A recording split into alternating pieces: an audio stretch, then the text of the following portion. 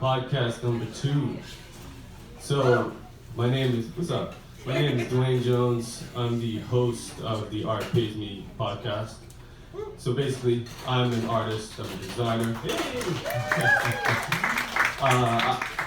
And I became frustrated with the idea that art and artists can't and shouldn't be paid. So I started a clothing brand based on this concept, and it has evolved into a podcast, and it continues as a clothing brand as well. And I think this is a great extension of it. And in this podcast, I interview a wide range of creatives from multiple backgrounds to prove that there are different ways to make money off of your creativity. So today, we have a hip-hop artist by the name of Maje. This is true. This is true. So look, I first met this gentleman on the basketball court. We're part of this clique called Noon Hoopers. And, I just want to give you an apology because, my team kind of, we gave you some work yesterday. Yeah, so. Right. Nah. The boy, he was cooking up yesterday, so, Mike could play.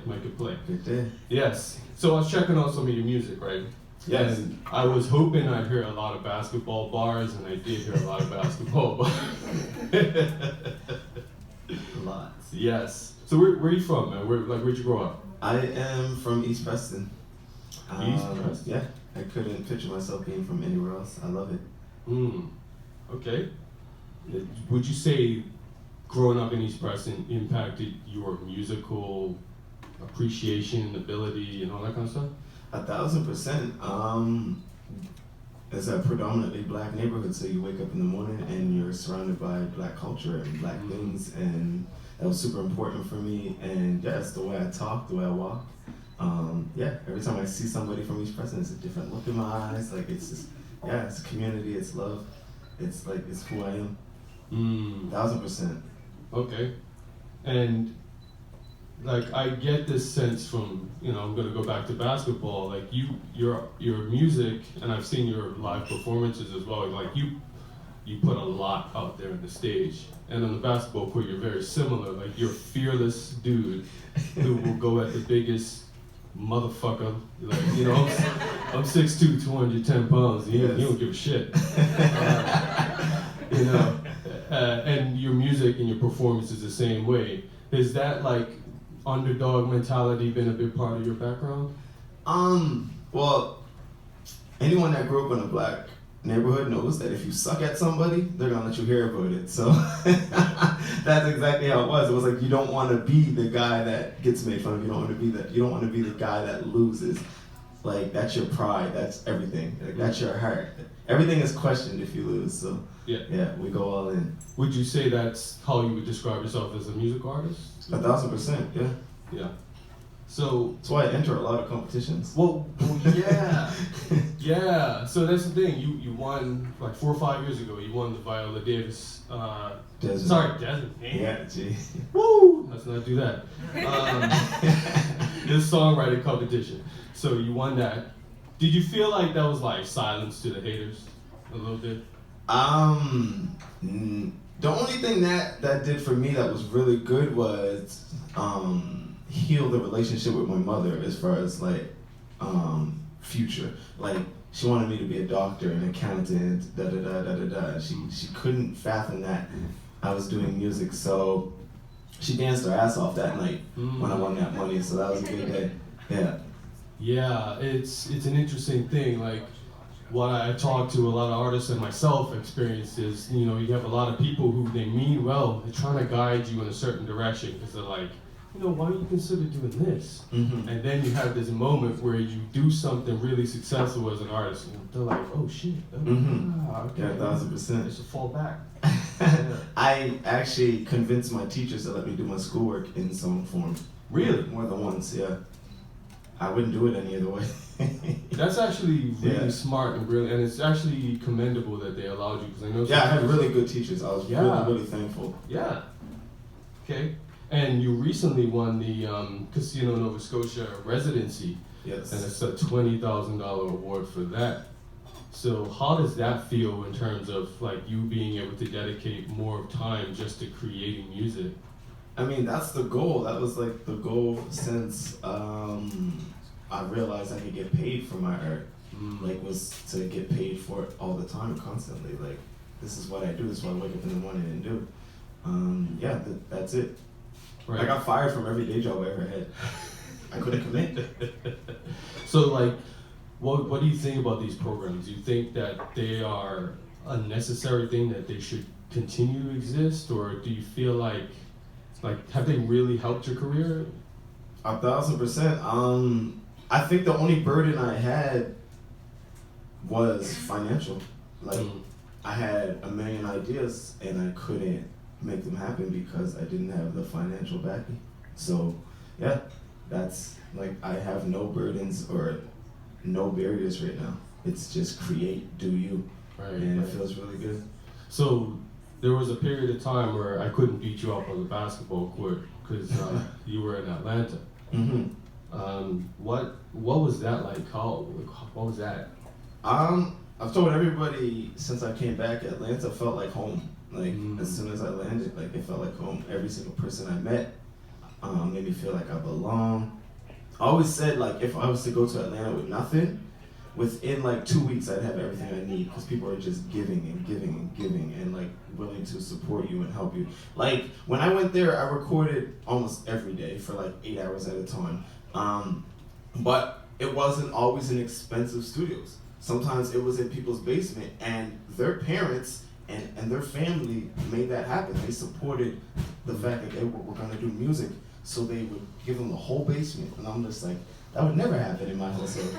So like, but that was like the culture there. So like, everywhere you went, it was like, we're gonna make great music. We're gonna just make great art, period. There was a lot of safe spaces there for every kind of human being ever. So like, I think that was really important for me to see that. Yeah, Atlanta felt like home. And when I came back home, I got checked at customs. So I was like, I'm ready to go back. Yeah. I mean, like, Atlanta's like the blackest city in North America. 1,000%, the mecca for hip hop. 1,000%, yeah. Yeah, and like a lot of the modern hip hop sound is coming out of Atlanta. So I can only imagine that would be, for hip hop artists, that would be a great environment. And was it when you were in Atlanta that you worked with Spotify's Secret Genius? Yes. Studio's amazing. Anybody knows Summer Walker? She actually recorded her album in the exact same studio, so that was really cool to come back home and to find that out. Also, met a lot of people that were in the industry. Like,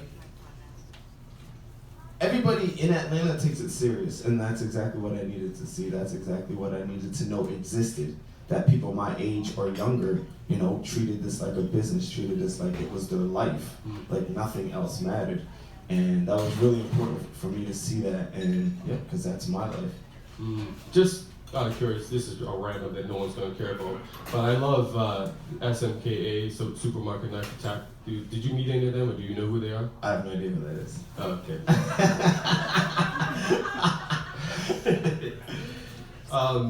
I did see Dwight Howard. I don't like him as a basketball player. Did you clown him? I just got to see. So I didn't address him at all.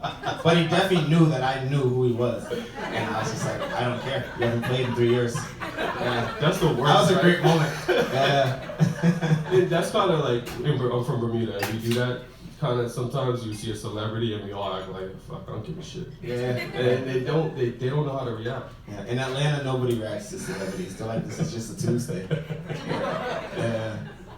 So, Melissa, your manager, she asked me to ask this one. Why is Big Sean your favorite rapper? I actually hate Big Sean.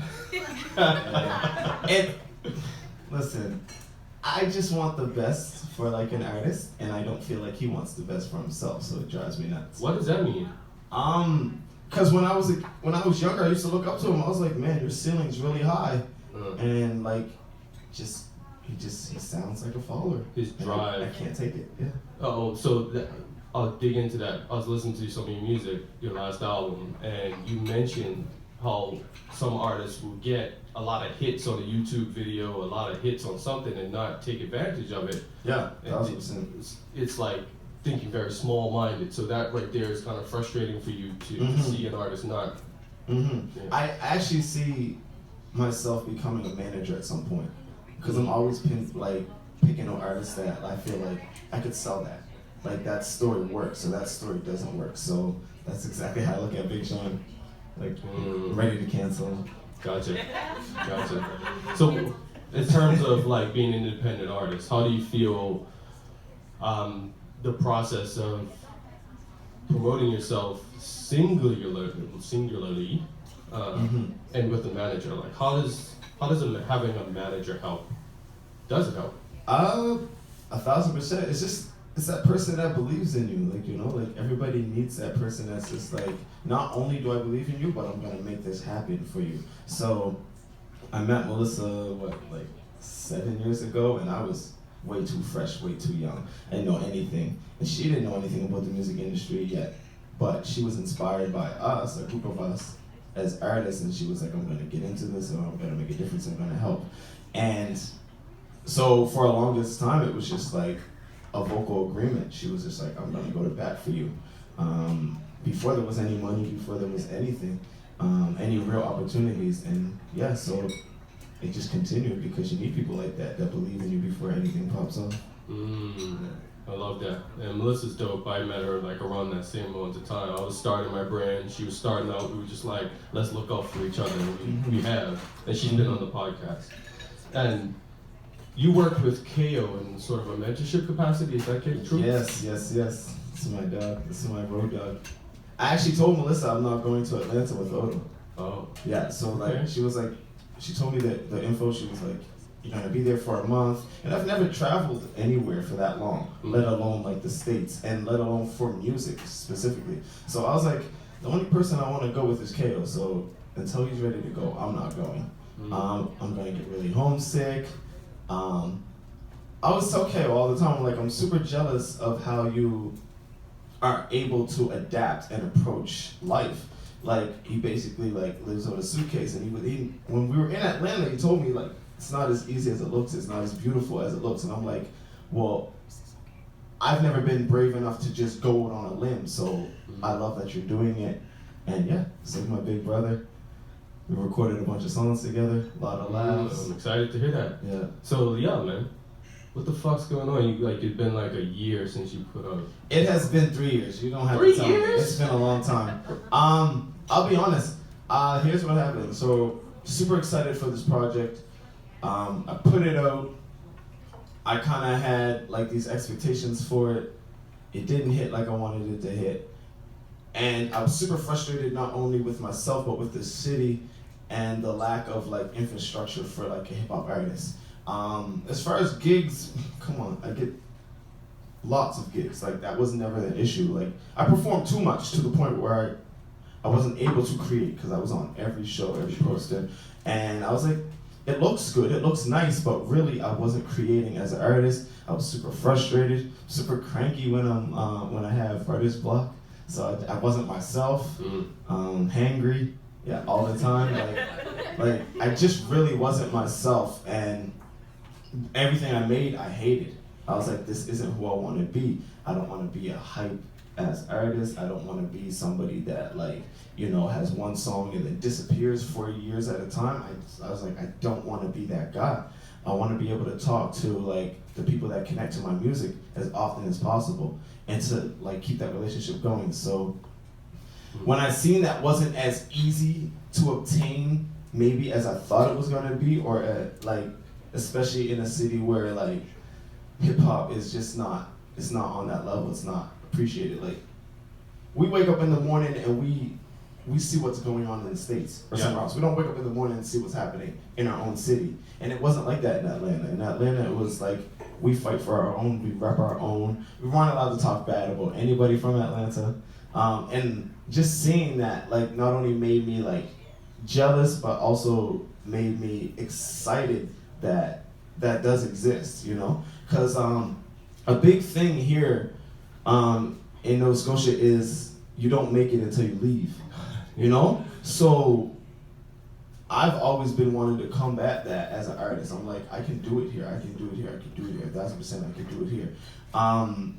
So that's just been like, that's just false information that like, it only looks good if you go somewhere else to get it done. You know, and that just doesn't make sense to me, because this is home. Why do I have to be homesick in order to be cool? No, seriously. Yeah. Seriously. So you mentioned Big Sean being a disappointment. Who in hip hop is not a disappointment to you? Who would you say is like one rapper you're like, that's a career I'd like to model? Jay-Z, Drake, Party Next Door, Nipsey Hussle. Actually, I really like Nipsey Hussle. Like, for real, I would sit there for hours and like just study Nipsey Hussle's like interviews and business moves. Like, I got into that way more than I got into his music. Like, literally, it was his mindset that made me listen to his music, and the way he conducted his business that made me listen to his music. I just thought it was so beautiful that a black man not only was this far ahead of everybody else, but he also looked like me. Like, you know what I mean? Yeah. Like he was hood. So I was super appreciative of that. I study a lot of artists. Like, when I get attached to an artist, I get really attached to an artist because I want to know them. I want to know like why they are the way they are, and I want people to do the same with me. Like, you know, so like, yeah. Dope. But yeah, definitely Drake, Jay-Z. We can get rid of Eminem, and we can get rid of Logic, and we can get rid of Jordan Lucas. I have a list of people we can get rid of. Okay. What did you think about Joe Budden saying that Logic was the most trash rapper of all time? I agree. Oh no. I mean, sorry. Lyrically, actually, you gotta give some credit. There were some kids that I tore apart when I was younger. Yeah, they don't have a career either. Yeah. Oh boy.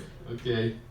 You heard it here first. I have high expectations. You know, like everybody. I've interviewed a director, a guy who directed Logic's video. Yeah? Yeah, the 1-800 video. Oh, was that X? No, that's a Nova Scotia director did that. Oh, I know you're talking about Hines. Yes, Andy Hines. Yes. So, out of respect for Andy, I will not Andy Logic slander. Great song and great video. Bad artists can have great moments. Oh. Do not get me wrong. Yes. It's true. Every dog has their day. Damn, it's like that. Wow. So what's like the biggest piece of advice you would give to an artist trying to make it in the music industry? 1,000% do that thing that nobody else is doing.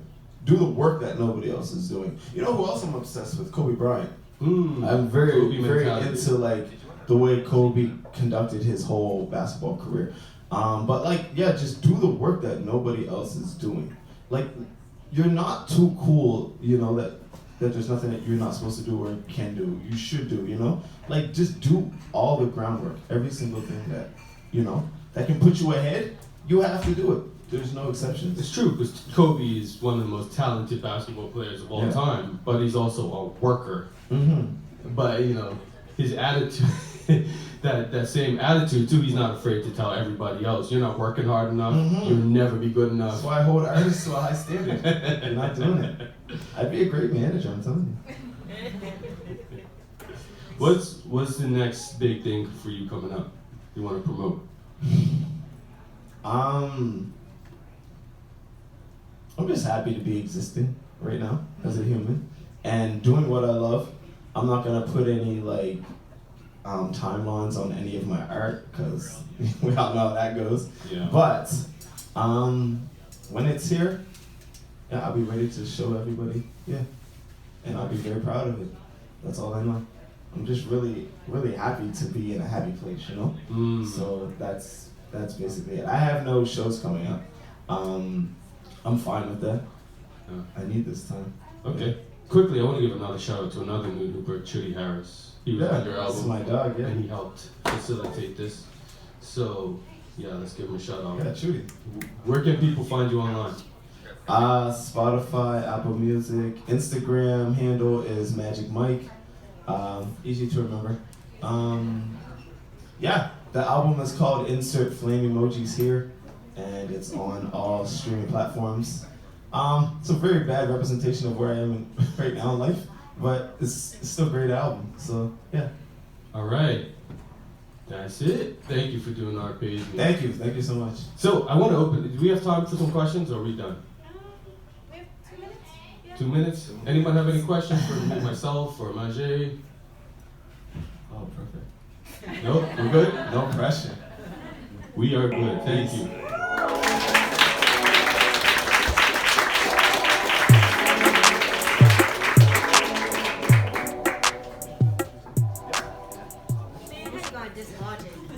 Oh no, these can you Like, yes, how you gonna dislike it? You knew I was gonna so much fun.